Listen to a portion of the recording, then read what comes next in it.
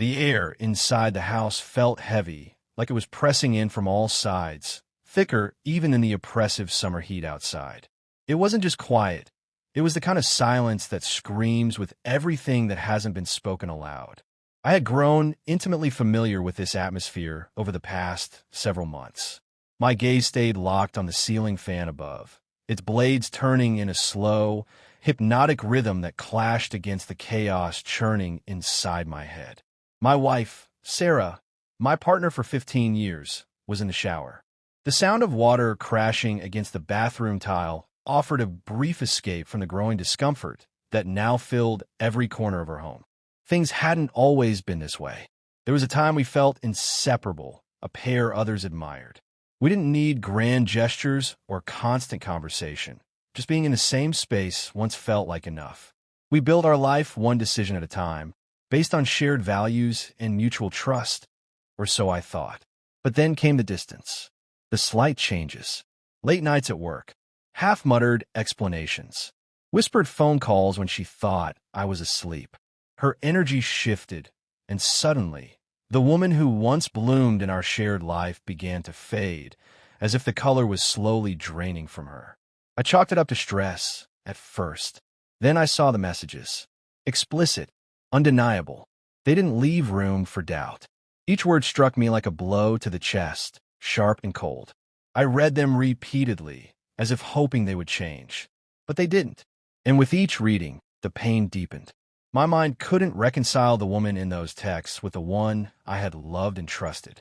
It wasn't just heartbreak, it was something raw, animalistic. It felt like being eaten alive from the inside out. And then, through that unbearable ache, came something unexpected. A strange stillness. Not peace, not forgiveness, not even numbness. Just a sense of finality. Like the curtain had fallen on a play I hadn't realized I was watching. I understood then. What we had was over. The version of our life I had been clinging to didn't exist anymore. So I stood at crossroads, drown in bitterness or take control. I chose the latter. I didn't confront her right away. Instead, I let the silence speak. I moved through the house like a ghost, calm and observant, collecting clues, laying groundwork. My rage didn't vanish. It transformed. It became cold, deliberate, surgical. I began constructing my response.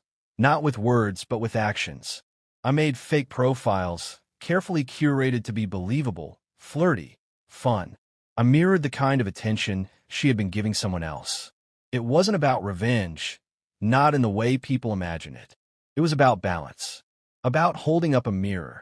I changed my phone password, subtle but noticeable. She saw it. I caught the flicker of confusion, the way she pretended not to care while stealing glances. She thought I was still in the dark. That was her mistake. The moment I knew my plan was working came one evening when she asked if I wanted to go out for dinner. Her tone was off, too cheerful, too forced. I nodded slowly, hesitating just long enough to make her squirm. That tiny pause ignited something in her, panic. She was trying too hard. The guilt was bubbling beneath her surface, leaking out in exaggerated smiles and overly sweet gestures. We went to one of our usual spots. It felt surreal, sitting across from her in a place filled with memories of happier times. But those memories had soured. I watched her try to play the role of the loving wife, laughing too loudly, reaching for my hand. It was all hollow, just performance. She said I seemed distant.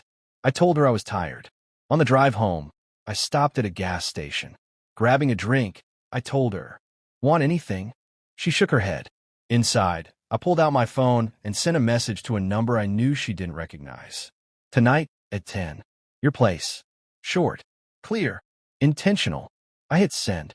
Something inside me clicked into place. Not satisfaction, not triumph, just a still, heavy clarity. Back in the car, she didn't say much. I reached over and touched her hand like she had done earlier. It felt empty, mechanical. She looked at me, unsure. I smiled faintly, just enough to confuse her. When we got home, I settled into the living room. She went into the bedroom. Minutes later, I heard her footsteps, fast and uneven. She rushed in, holding my phone like it was something poisonous. Her face had gone pale. "You didn't," she gasped. "What is this?" She showed me the message. I didn't flinch. I didn't get angry. I simply looked at her, calmly, like I was observing a stranger. What do you think it is? I asked, voice flat. Her lips trembled. Is this, are you? Yes, I answered. It's me. I've been exploring other options. It's kind of thrilling, actually. Maybe you should try it. There was more I could have said. So much more. But I kept it in. I wasn't going to give her the satisfaction of seeing the depth of my pain. She stared at me, horrified. Her lips parted like she was about to speak, but no words came. Only silence. And then, the tears. They started small, then grew. She looked broken. But I didn't feel sorry. Not even close. What I felt was sharper, colder, like holding a shard of glass in your hand and not minding the cut. You're doing this to me, she finally whispered. No, I said. You did this to yourself. I walked past her, into the bedroom. She remained behind, crumpled and crying. I packed a bag with methodical calm, like I was preparing for a routine trip. I didn't speak. I didn't explain. I didn't say goodbye. I left. Left the house, the memories, the ashes of a relationship I once thought unbreakable. I walked out on the woman who shattered my trust, thinking there'd be no consequences. The night air hit me like a reset button, cool and unflinching.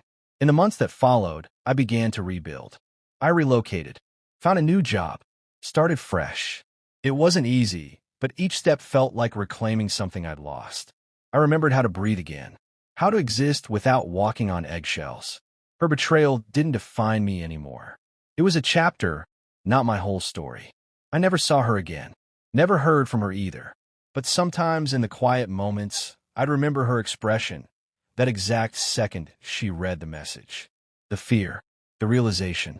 And I'd smile, not out of joy, not out of cruelty, just out of closure.